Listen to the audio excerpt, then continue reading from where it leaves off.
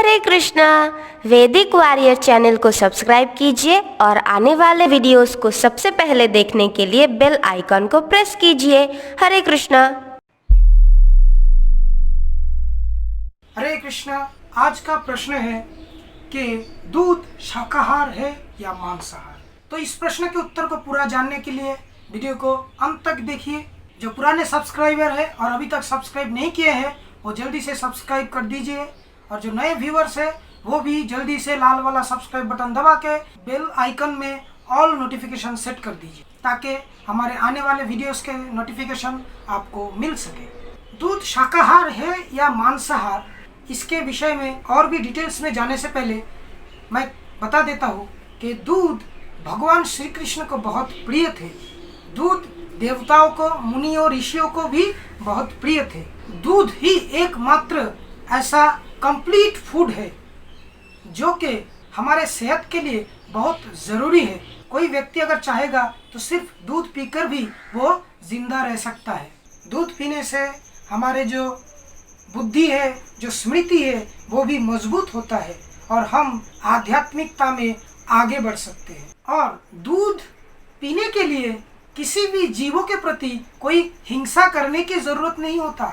गाय के 4 थनों में से 1 थन का दूध बछड़े के लिए काफ़ी होता है, और बाकी के जो 3 थन हैं उनके जो दूध है वो हम पी सकते हैं। बहुत सारे दूसरे जानवर भी गाय के दूध पीते हैं। हमने देखा है कि जानवर भी कभी कभी एक दूसरे के दूध पीते हैं। तो जन्म लेने के बाद भगवान ने भी माँ के शरीर में ऐसे बंदोबस्त किए जिस तरह से बच्चे को वो दूध पिला सके। तो ये भी साबित होता है कि दूध जो व्यक्ति है उसके खुद के लिए नहीं होता, वो किसी के उपकार के लिए होता है, मतलब दूसरे के उपकार के लिए होता है। इससे दूसरे की हेल्प होता है, इससे कोई हिंसा नहीं होता। दूध ना निकाला जाए तो वो गाय के लिए कष्टदायक हो सकता है। जो बछड़ा है वो दूध पीने के बाद भी जो अधिकतम दूध होता है वो इंसान पीते हैं।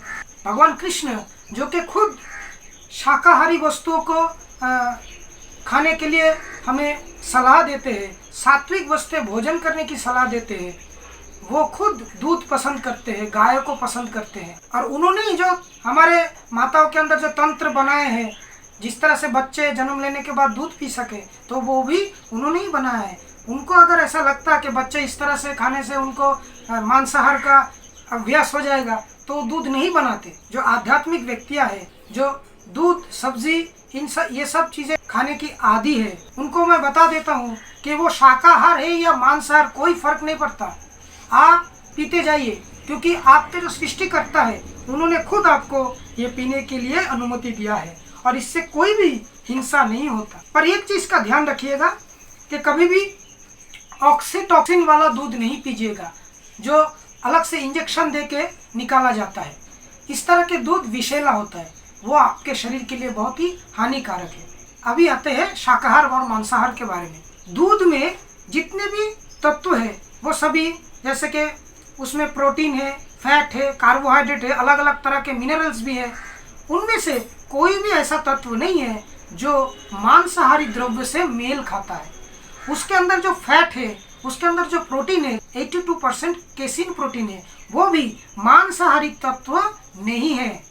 दूध के अंदर ना ही आपको कोई कोशिका मिलेगा, ना ही उसके अंदर कोई किसी तरह का रेड ब्लड सेल, प्लेटलेट, कुछ भी नहीं मिलेगा जो मांस के अंदर मिलता है। तो एक तरफ से देखा जाए दूध मांसाहारी बिल्कुल भी नहीं है। एक और चीज़ आप अगर ध्यान देंगे कि माँ को अगर अच्छे से खाना खिलाया जाए तो माँ के स्तन में दूध का भी बढ़ोतरी होता है। और आप अगर ध्यान से देखिएगा तो गाय को जो चारा खिलाया जाता है उससे कभी कभी उसके जो दूध निकल आते हैं उस दूध में भी कभी कभी चारा जैसा स्मेल आता है। जैसे गाय को अगर बरसिम खिलाया जाए तो उसके दूध में भी बरसिम का स्मेल आता है। हालांकि दूध गाय के शरीर में ही तैयार होता है, फिर भी भगवान ने ऐसा सिस्टम बनाया है कि जो खाना वो खाता है उसी खाने का एक हिस्सा खून बन जाता है और एक हिस्सा दूध बन जाता है। डायरेक्ट खाने में से वो हिस्सा निकल आता है, इसीलिए उसमें भी थोड़ा स्मेल रह जाता है। तो हमको पता लग गया कि दूध मांस या हड्डी या रक्त से नहीं बनता, दूध गाय जो चारा खाता है उसी का एक हिस्सा दूध रूप में बन जाता है, और दूध के जो कंपोजिशन है वो मांसाहारी द्रव्य से बिल्कुल मैच नहीं करता। और दूध सात्विक द्रव्य भी है, दूध आयुर्वेद के हिसाब से शुद्ध शाकाहारी द्रव्य है, तो भगवान भी उसको पसंद करते हैं।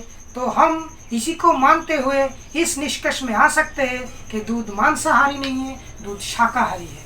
आप निश्चित होकर दूध पीजिए, इसमें कोई संदेह नहीं। जो सृष्टिकर्ता है उन्होंने खुद बोला है, उन्होंने खुद पिया है, उनको माखन दही इस तरह के चीज़ों को वो बहुत पसंद करते थे। और आप अगर देखेंगे तो जगन्नाथपुरी में भी दूध के सामग्री भगवान को भोग लगाया जाता है।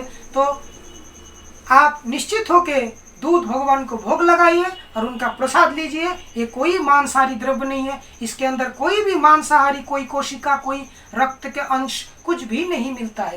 ये डायरेक्ट माता के भोजन से, माता के शरीर में स्थित ग्रंथियों के द्वारा अलग से तैयार होता है।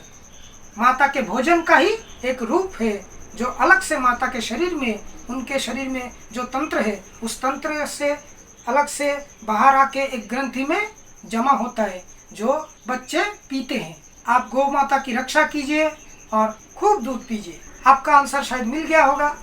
आज के लिए इतना ही। हरे कृष्ण।